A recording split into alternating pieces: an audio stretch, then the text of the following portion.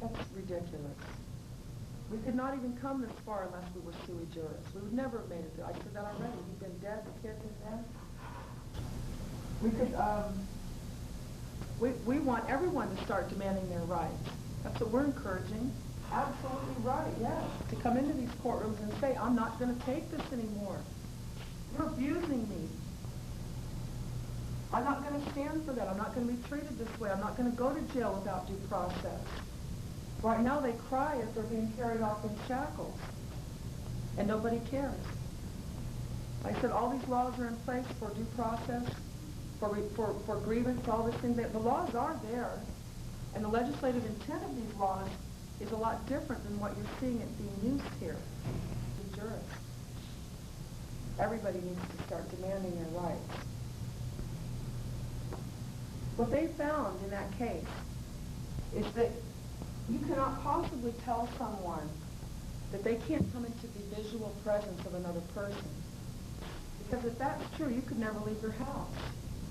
That one report's trying to say that we can't go into Silverton near Cowling Street. We can't go into Monitor if we're on the road in front of the school. No, that's not legislative intent. That's not at all what it's about. And in fact, you could never leave, that's what the appeals court found, that you could never leave your house if they were to uphold that. Because she might be there. What if she's in Mount Angel? Right? That's absurd. There's no laws written that allow that kind of thing.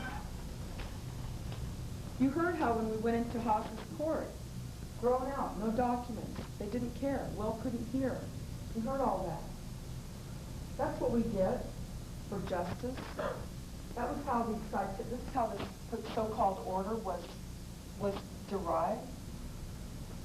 I explained that. Because they had no basis for issuing the restraining order, they asked to have the mental exam to suggest that we were mentally unstable. Not once did the judges question the issuances of the restraining order or allow us to explain in court, as we explained to you today, the circumstances of the case. And our testimony was not listened to. It was a foregone conclusion. The judges had made up their minds before we ever entered the courtroom. We have witnesses to this. And we were all given matches. Will and I were given matching documents. They don't care how illegal this is. These judicial proceedings that produce these restraining orders that we are being charged with having violated were sham proceedings.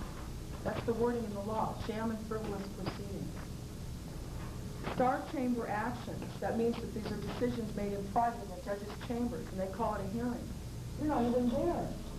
I told you how Melissa was taken from him in Judge West's star chamber proceeding. In this we sat in this room and waited an hour and a half while they took her away again. Although he's never lost parental rights. His biological daughter never lost parental rights, never charged with any crime, under oath testimony, never any evidence he ever did anything wrong to his child, but under oath testimony of severe, extended, repeated abuse by people like Spees. Nothing's done. Nothing's done. We're the criminals. Ms. Zir, I don't like to interrupt you, but I do, if you're going to be going very much longer, I do want to take an afternoon recess. So, a break, or we're stopping for the day? No, just a break. We can take a break and I'll come back. All right. Okay. We'll take an afternoon recess. This time, jury can step out to the jury room.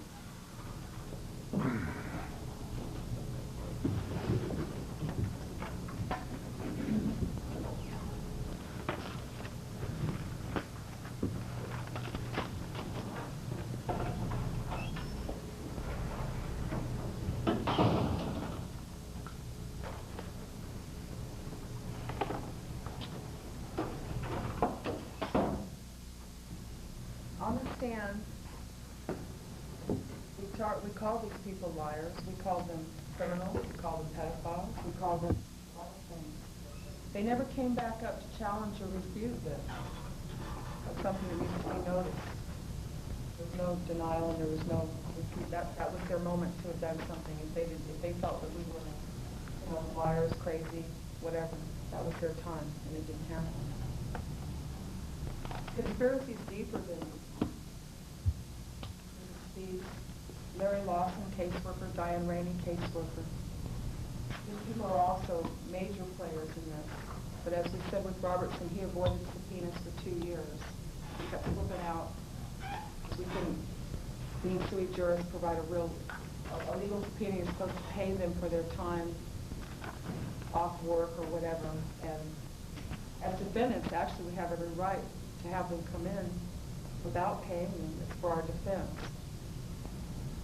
But they don't acknowledge it because it's not a legal document. But the reports are all tied together. There's a lot of other reports that have, again, not been submitted. That's the bigger case. Eventually we get to that point. People have conspired together as far as why we're here right now. We said that these other caseworkers were also Larry Lawson and Diane Rainy. They were protecting the tape.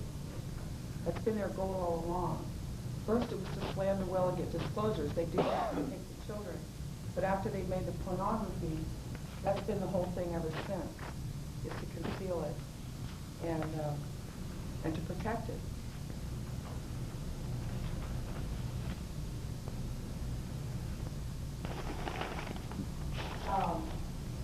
So as we said, the Star Chamber actions we've gone through with these judges that issued these orders, collaborating beforehand with each other and deciding what they're going to do before we ever walk in.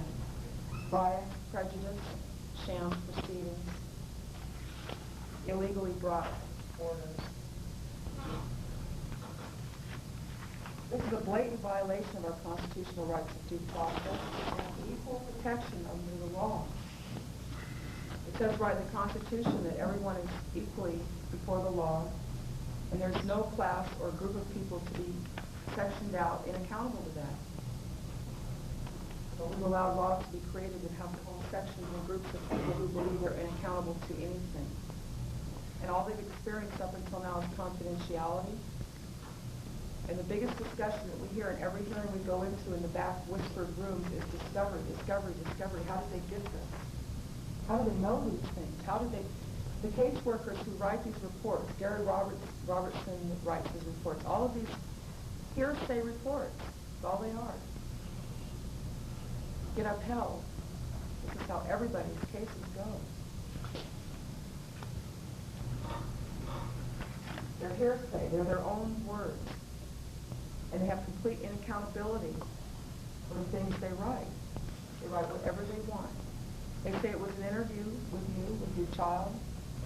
No test. It's not evidence. There's no testimony. There's no witness. There's no nothing to say that it's entirely their story that they're telling, or covering up, or protecting, or whatever they're doing. In Spees' case, the pornographic tape is edited. So there's whole parts we don't know why. She's dressed and she's naked on the bed.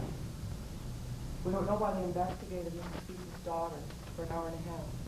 We can't get that report from Officer Gower of the state police, who supposedly, that's what's an internal investigation. That's what they call an internal investigation. Ochoa's court sealed the tape.